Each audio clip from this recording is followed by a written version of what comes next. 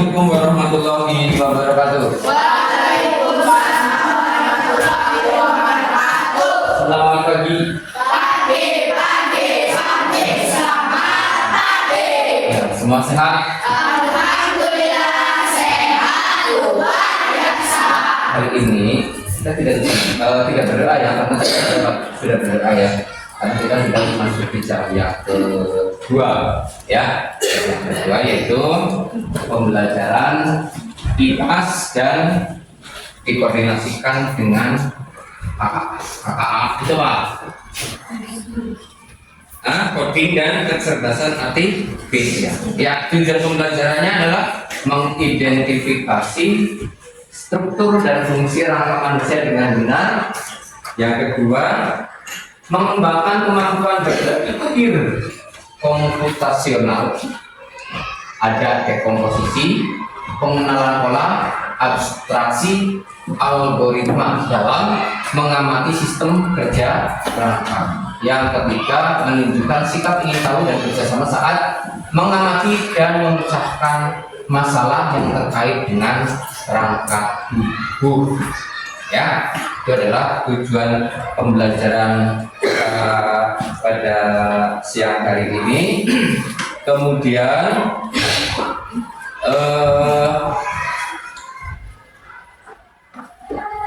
kita masuk ke materi.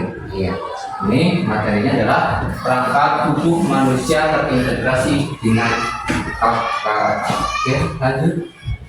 Tujuan pembelajarannya itu tadi sudah ya, sudah dikatakan tadi. Kemudian, nah ini, setiap orang dilahirkan dengan sebuah kerangka tubuh yang terdiri dari tulang dan otot. Apa jadinya ketika seseorang itu tidak memiliki rangka? Apa yang akan terjadi kira-kira? Kalau kalian tidak ada rangkanya, kamu kan manusia itu terbentuk oleh rangka tubuh, betul? Iya. Maka kalau tidak ada rangkanya apa? Kalau tidak ada rangkanya bagaimana? Tidak bisa bergerak, tidak bisa berdiri, apalagi bergerak. Berdiri itu tidak mampu, betul lah. Iya, karena tidak ada rangka ya. Jadi kerangka ini memiliki peran penting untuk mendukung tubuh kita dan memungkinkan kita bergerak di setiap ujung tulang. Terdapat sambungan yang disebut dengan sendi. Makanya kita berjalan tidak seperti robot. Iya, kita berjalan tidak seperti robot. Kenapa? Karena terdapat sendi. Iya, itu ya, terdapat sendi. Ya, baik, kita akan melihat di sini ada video ya. Kita lihat videonya. Lihat. Sebentar, saya harusnya. Nah.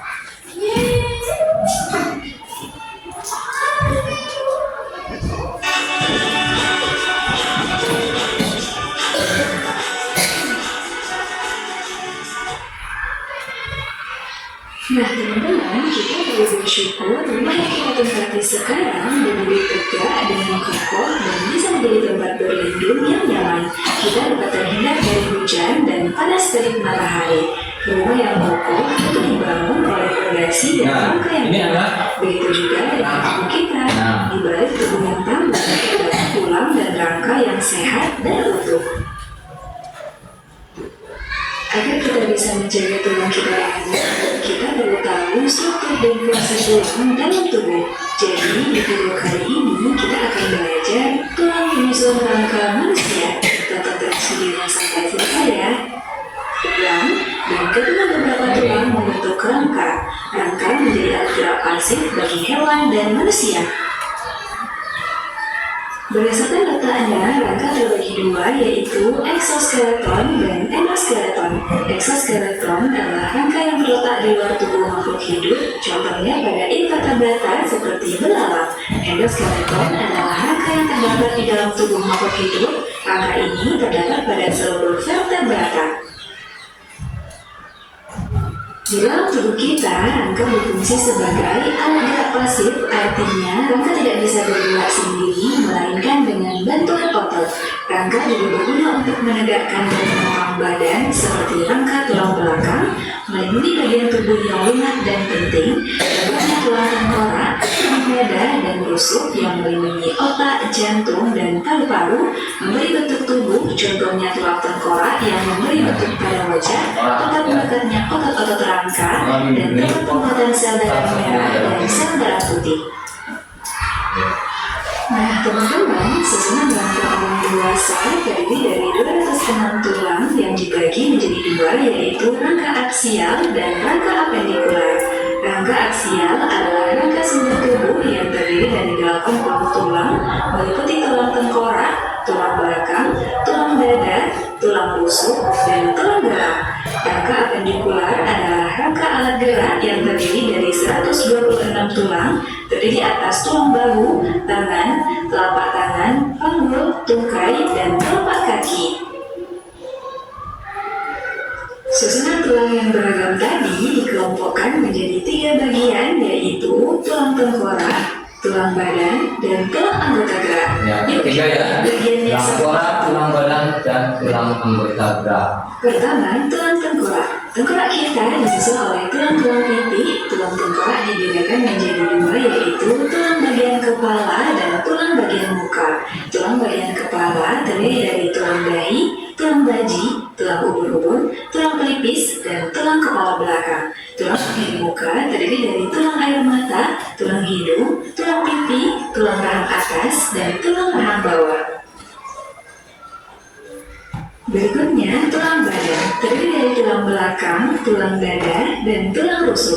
Tulang belakang berfungsi menguatkan dan menyeimbangkan tubuh saat berdiri. Susunan tulang belakang memiliki bentuk melengkung dengan tulang-tulang penyusun sebagai berikut: 7 ruas tulang leher, 12 ruas tulang punggung, 5 ruas tulang pinggang, 5 ruas tulang kelengkeng atau sakung, 4 ruas tulang ekor.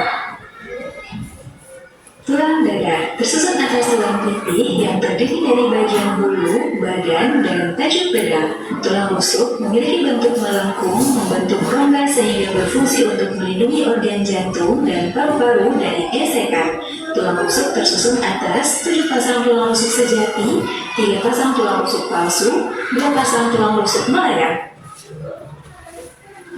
Selanjutnya, tulang anggota gerak berfungsi untuk menyangga tubuh sehingga dapat bergerak dengan bebas. Tulang anggota gerak terdiri dari tulang anggota gerak atas yaitu tangan dan tulang anggota gerak bawah yaitu kaki.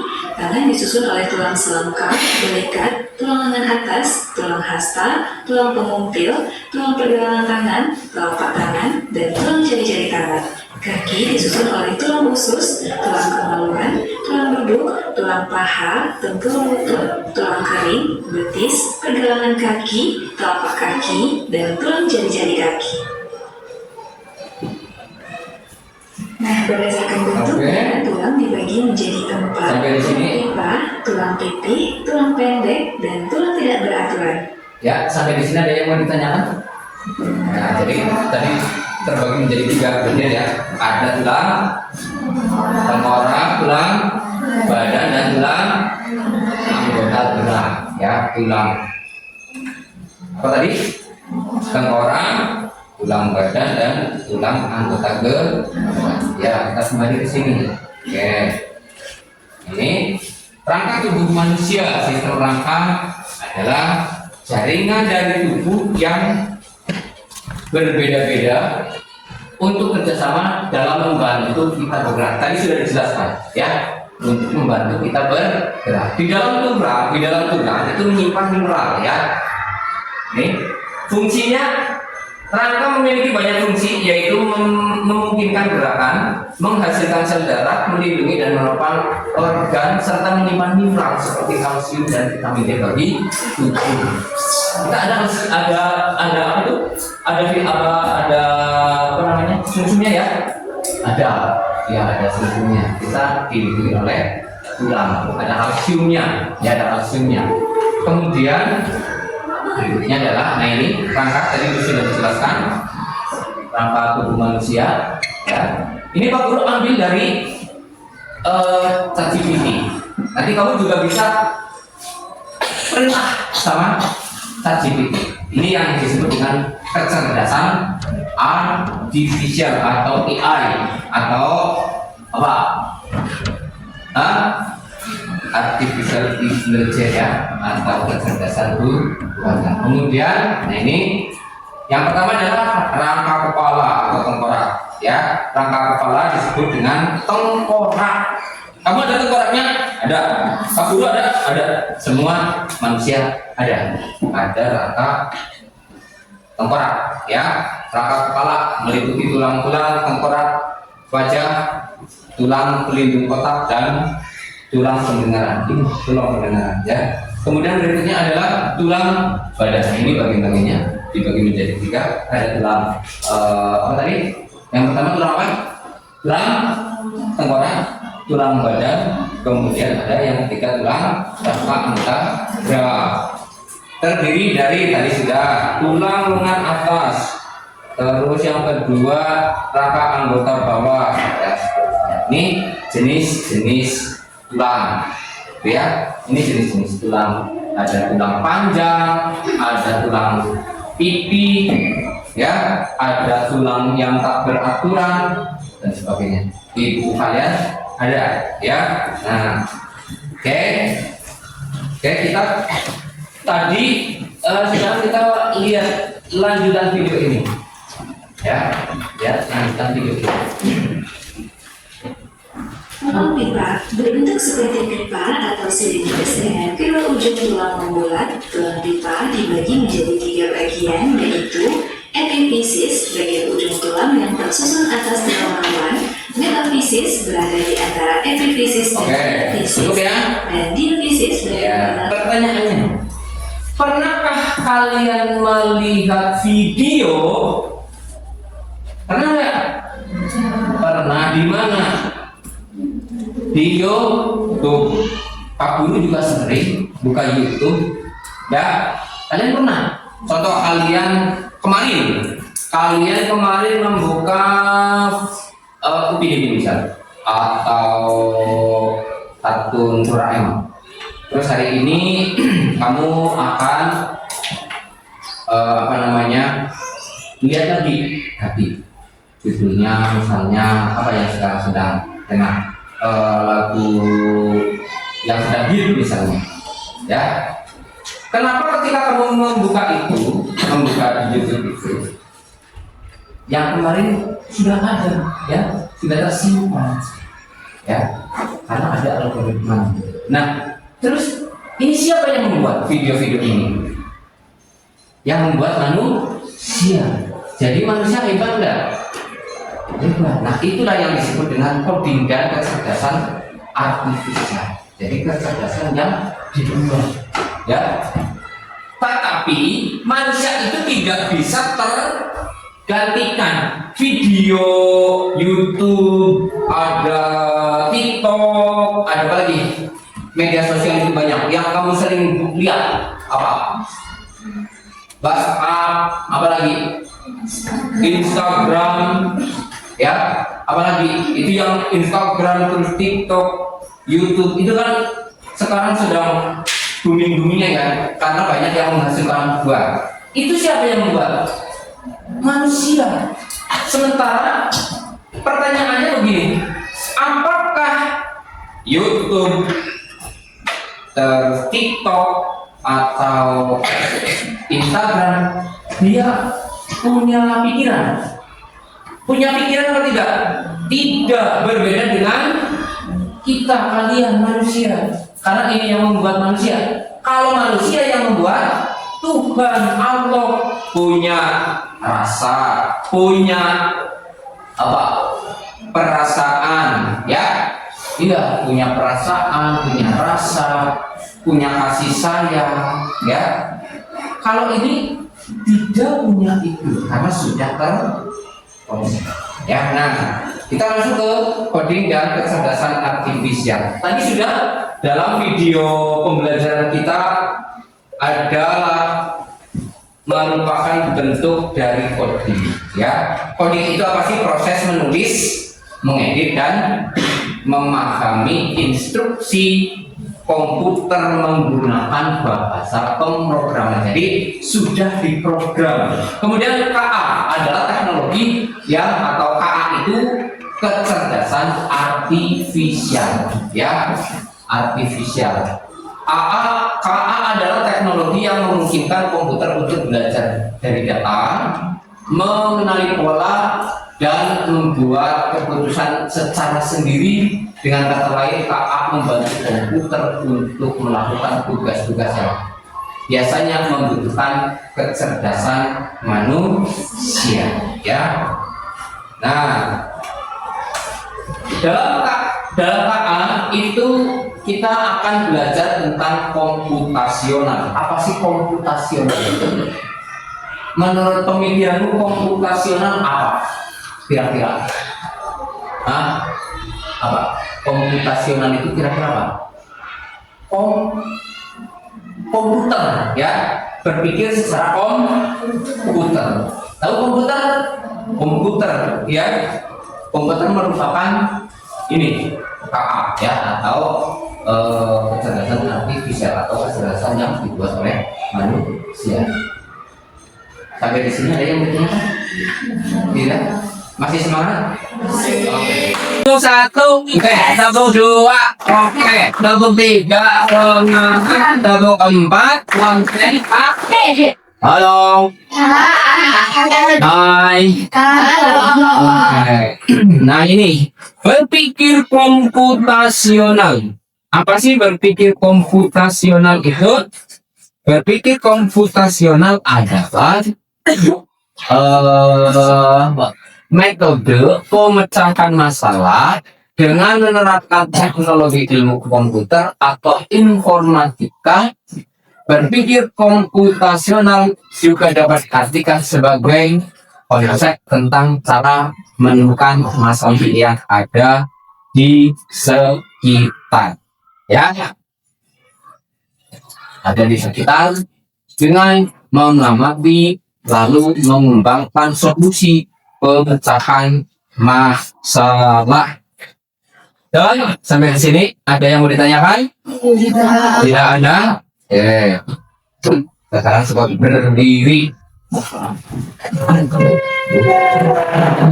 Kita akan bermain benar dan salah.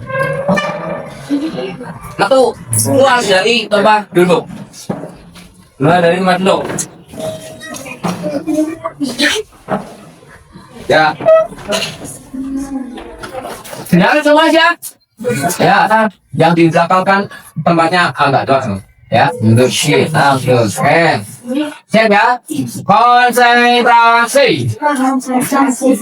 Ayo, keras semangat. Konsentrasi. Maju. Loncat. Ya. Majunya loncat. Mundur juga loncat. Maju. Mundur. Maju. Mundur. Oke, itu adalah dasar. Nah, oke, silakan duduk kembali. Oke, ya. Itu juga melatih kita otot. Ya, ada hubungannya dengan rangka. Ya, ada hubungannya dengan rangka. Tapi kita ya, karena ada sendi. Ya, sendi juga tidak berdiri sendiri. Di situ ada otot, tulang. Ya. Ketika bisa berfungsi semuanya. Oke. Kemudian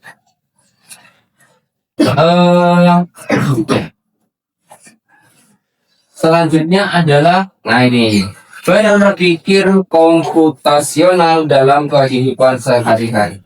Tujuan dari belajar komputasional adalah apa?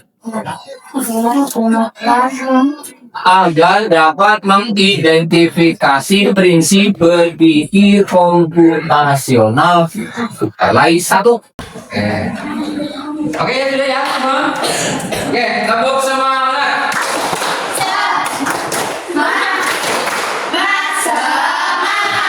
Lagi tepuk semangat.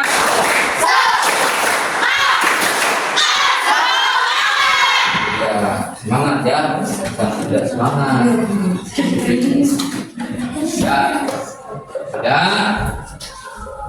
Sekarang kita hasilnya dari itu kelompok berapa? Kelompok berapa?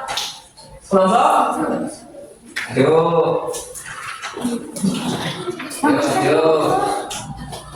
Yuk dari salam. Assalamualaikum warahmatullahi wabarakatuh. Kami dari kelompok dah sendiri aja nggak apa-apa. Ya, yuk salam yuk. Assalamualaikum warahmatullahi wabarakatuh. Waalaikumsalam warahmatullahi wabarakatuh. Kami dari kelompok 1 akan mengisahkan kegiatan kita selama 1 hari. Saat jam 5, saya bangun baju dan merapikan tempat tidur. Setelah merapikan tempat tidur, saya langsung bergegas ke kamar mandi untuk mandi lagi. Setelah mandi, saya langsung memakai baju seragam. Tapi sebelum berangkat, saya salahkan baju kemudian dulu. Terus saya memasukkan buku yang akan dibawa. Setelah itu, saya siap-siap memakai kaos kaki dan sepatu. Setelah itu, saya bersama dengan orang tua dan langsung berangkat ke sekolah. Ya, itu adalah termasuk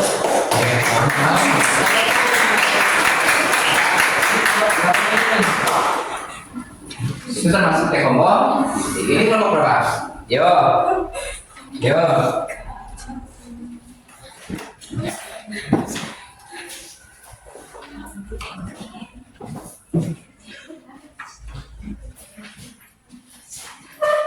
Assalamualaikum warahmatullahi wabarakatuh. Kami dari kelompok 2 ini menuliskan urutan langkah-langkah cara membuat nasi goreng. Yang pertama nasi, yang kedua menyiapkan bumbu seperti bawang merah, cabai, kecap, telur, dan garam. Yang ketiga menyiapkan alat seperti wajan. Yang keempat memotong bawang merah dan bumbu lainnya. Yang nomor 5 memanaskan wajan dan minyak. Yang nomor 6 setelah minyak panas masukkan bumbu. Nomor 7 setelah memasukkan bumbu masukkan nasi. Sekian dari saya, terima kasih. Wassalamualaikum warahmatullahi wabarakatuh.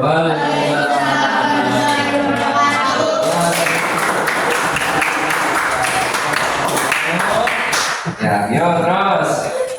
Berikutnya.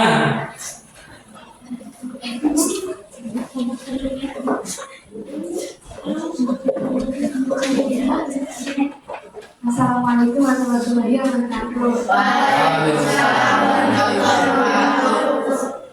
Kami dari kelompok 3 ingin menjelaskan waktu kami berangkat sekolah selama 1 minggu. Hari Senin, Pelita 06.30, Talita 06.15, Latif 06.30, Aska 06.20, Naufal 06.30. Hari Selasa, Felica 06.20, Talita 06.30, Latif 06.30. Ya. Ya, cukup dua hari saja nggak apa-apa ya. Ya, belum kebanyakan. Ya.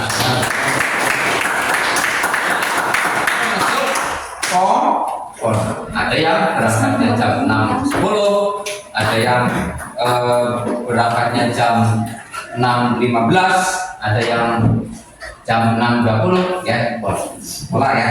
Kemudian yang belum, nih, yuk.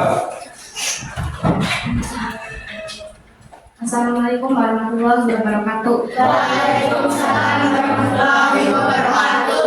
Kami dari kelompok 4 akan mempresentasikan beberapa bumbu nasi goreng. Yang pertama nasi, 2 kecap, 3 bawang putih, 4 caisim, 5 kencur dan lain-lain. Bumbu nasi goreng yang tidak sesuai antara lain gula, ketumbar, dan merica. Sekian dari saya. Terima kasih. Wassalamualaikum warahmatullahi wabarakatuh. Waalaikumsalam warahmatullahi wabarakatuh.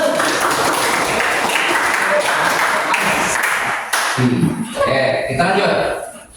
Yang pertama adalah dekomposisi. Apa sih dekomposisi itu? Dekomposisi adalah proses untuk memecahkan masalah kompleks menjadi bagian-bagian yang lebih kecil dan mudah untuk diselesaikan. Ya, dengan memahami konsep dekomposisi kita dapat lebih mudah menyelesaikan masalah yang kompleks dengan efektif dan efisien. Ya, contohnya tadi ya. Kemudian yang kedua ada pengenalan pola. Ya, pengenalan pola dalam computational thinking merupakan kemampuan untuk mengenal atau mengetahui persamaan dan perbedaan pola atau tren. Tadi ya, ada yang berangkat jam 6 lebih 5, ada yang 6.30, ada yang ya, ada yang seterusnya gitu ya, ada yang jam 6.25 ya. Nah, itu dalam pengenalan pola. Yang ketiga adalah abstraksi. Apa sih abstraksi? Merupakan metode untuk menggeneralisasikan proses abstraksi, biasanya menggunakan cara edukatif untuk mengidentifikasi serta memperoleh sebuah perilaku atau pola. Ya, abstraksi juga mengidentifikasi prinsip umum untuk menghasilkan pola tren dan keteraturan. Itu adalah abstraksi. Tadi adalah nih abstraksi ya, contoh kelompok berapa? Iya, abstraksi itu merupakan metode untuk menggeneralisasikan proses ya. Proses abstraksi biasanya menggunakan cara inovatif untuk mengidentifikasi serta memperoleh sebuah perilaku. Yang keempat, algoritma. Secara sederhana, algoritma dalam pemrograman adalah langkah-langkah logis yang terstruktur dan terorganisir untuk menyelesaikan suatu masalah tertentu. Tadi yang membatasi apa? Ini adalah algoritma. Jadi dalam pemrograman ada langkah-langkah logis. Saya membuat nasi goreng. Coba kalau misalkan kamu mau membuat nasi goreng dibalik. Dari nomor 5 misal, memanaskan wajan dan minyak. Kamu belum menyiapkan nasi sama belum menyiapkan bumbu. Boleh enggak? Bisa? Tidak. Nanti ketika kamu sudah memanaskan api, kalau dibalik ya, memanaskan wajan dengan minyaknya, kamu baru menyiapkan bumbu. Nasinya diambil, bumbunya kan ada yang senangnya dipotong-potong, ada yang digulok gitu ya, atau ditumbuk, itu bisa langsung kosong, bahkan terbakar. Apanya yang terbakar? Wajannya terbakar ya, karena tidak urut. Oleh karena itu algoritma adalah dalam pemrograman adalah langkah-langkah yang logis, jadi tidak boleh terbalik. Begitu ya, tidak boleh terbalik. Kalau terbalik itu tadi, kalau misalkan membuat nasi goreng balik memanaskan wajan dulu, kosong wajannya, terbakar, terus bolong. Apanya bolong? Wajannya bolong karena kamu belum menyiapkan itu ya. Kalau bumbu misalnya nasinya siap, bumbunya siap, lalu menyiapkan wajannya, dipanaskan dengan minyaknya, lalu digoreng, diaduk-aduk dengan kalau yang suka dengan telur kasih telur, yang suka apa itu kecap dikasih kecap dan seterusnya ya. Jadi tidak boleh terbalik. Itulah yang disebut dengan algoritma. Oke, selesai. Terima kasih. Selanjutnya Pak Guru punya apa namanya ini, penilaian ya, penilaian Pak Guru berarti ya. Ini silakan kamu isi ya, kamu isi. Sudah semua? Kurang satu. Ya. 1, 2, 3, 4, 5. Kurang 2. Lebih 1, lebih 2. 4 ya, sama 5. 1, 2, 3, 4. Sedikit kurang 1 nggak apa-apa. Nah, ya. Ambil. Kita sebentar yuk.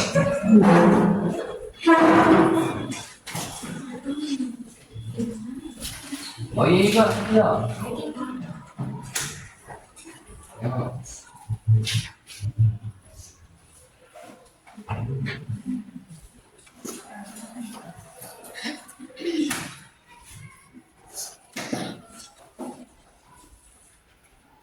Sudah? Sudah apa belum? Ya.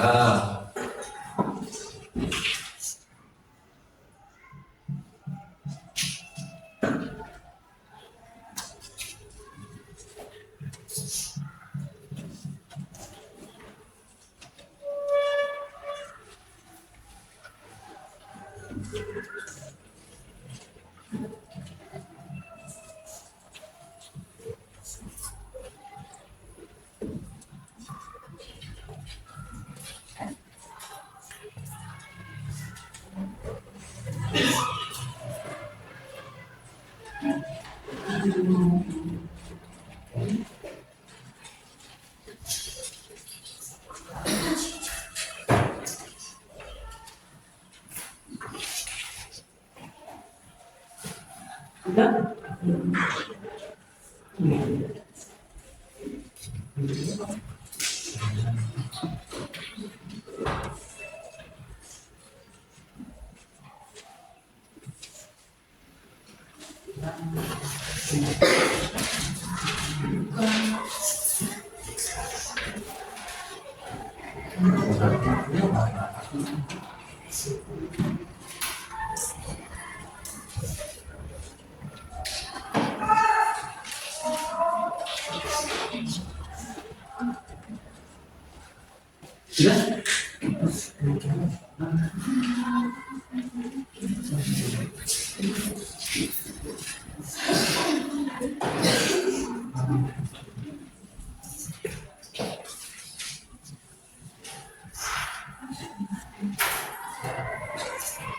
Empat menit lagi. Ya, 4 menit lagi.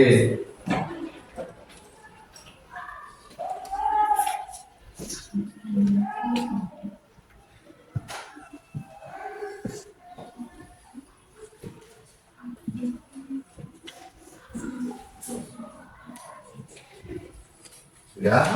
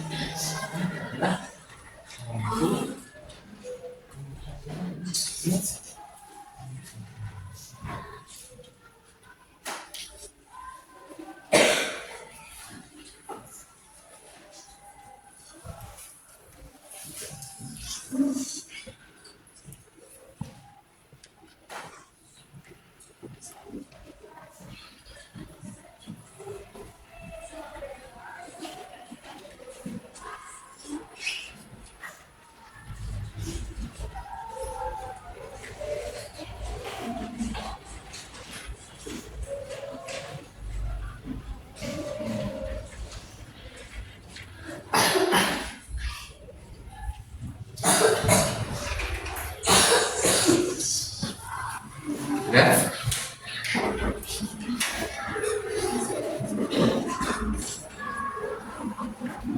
Sudah ya? Oke, yuk kita bahas satu persatu. Halo. Hai. Halo. Nomor 1, pertanyaannya apa?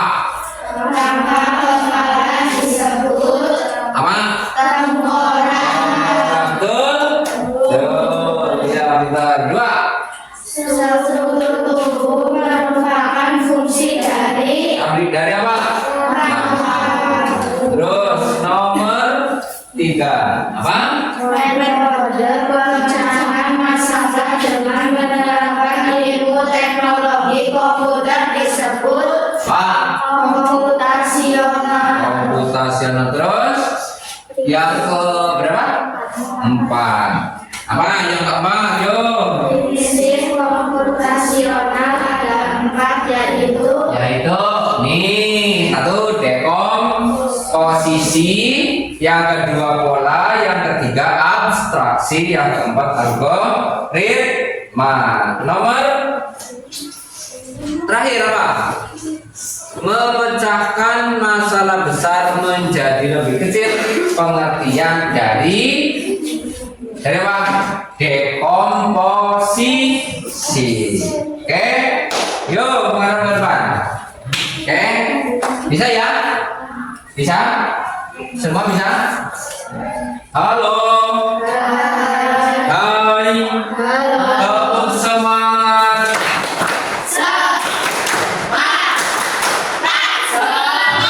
Tepuk satu. Apa? Tepuk satu. Tepuk dua. Tepuk tiga. Tepuk empat. Konsentrasi. Oke. Oke, dan cukup ya. Yuk, dengarkan.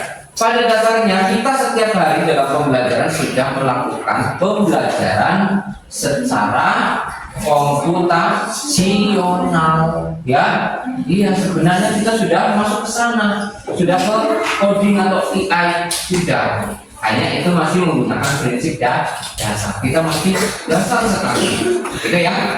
Oke, jadi kita mulai sekarang sudah tahu, ya, sudah tahu bahwa apa yang dilakukan kita dalam kehidupan sehari-hari sebenarnya sudah menggunakan sistem komputasional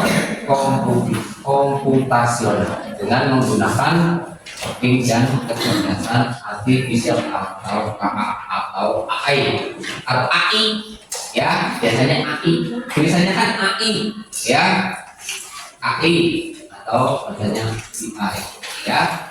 Di dalam HP pintermu banyak sekali, ya, banyak sekali. Silakan kamu juga menggunakannya secara bijak, secara bijak.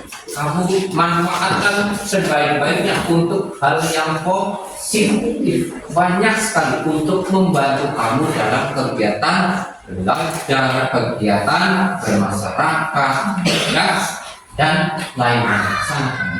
Sampai di sini ada yang mau ditanyakan? Tidak? Jelas ya? Jadi belajar komputasional itu ada 4, ya. Yang pertama adalah dekomposisi atau memecahkan masalah. Dan yang kedua ada pola, ya, ada pola. Yang ketiga ada abstraksi, dan yang keempat ada logo. Tidak ada pertanyaan? Tidak ada?